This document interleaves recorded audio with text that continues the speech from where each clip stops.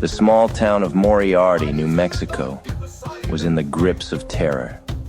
Rumors were spreading of two man-eating coyotes, Barky Bark and the Barky Bunch.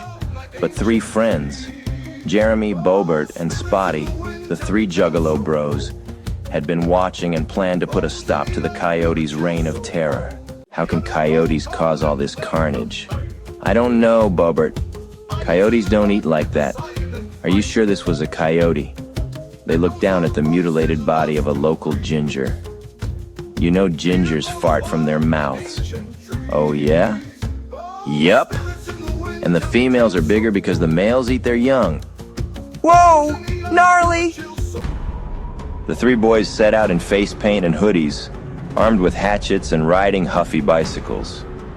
It was Halloween night, 1980.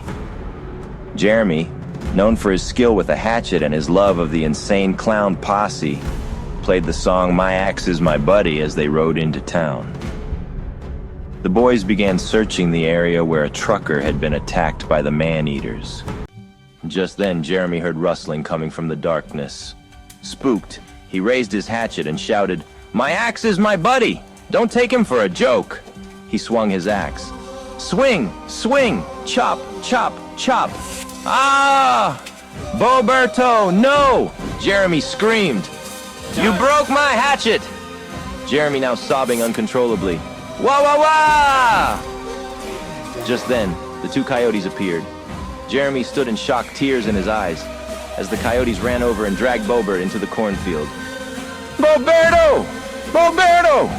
What's up? Jeremy jumped on his bike as Boberto vanished, leaving only a fragment of his Juggalo attire attached to a rusty barb. Spotty watched in horror as the two coyotes returned. Drenched in the blood of their fresh kill, they encircled Jeremy and pounced. Good Lord! He screamed as his bones snapped in their jaws. The coyotes, for their part, took to playing with him, letting him crawl a bit before snatching him up and pulling him into the weeds. Jeremy! Spotty yelled into the dark, never hearing a response back. Spotty burst into his house, pouring sweat which smeared his paint into nightmarish ghoul makeup. He ran past his father, smashing into his dad's room and retrieving his Remington rifle.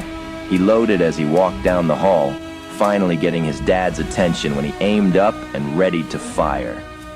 Hee, what you doing with that, son? Spotty fired into the ceiling. I'm gonna sort it out. Huh? He fired again. I'm going to sort it out. His dad stood. Oh shit, he's gone insane. So he called the cops. Spotty was locked away. Eventually they pinned the whole thing on him. Said he killed and ate 135 people. Said he licked the skin off of some of them. They put him in shackles and tossed him in a room that he hasn't left since. Supposedly, there was a movie in the works starring Val Kilmer, but that never happened. It's crazy. And you know what? Those two coyotes are still out there, still howling, like ghosts in the darkness.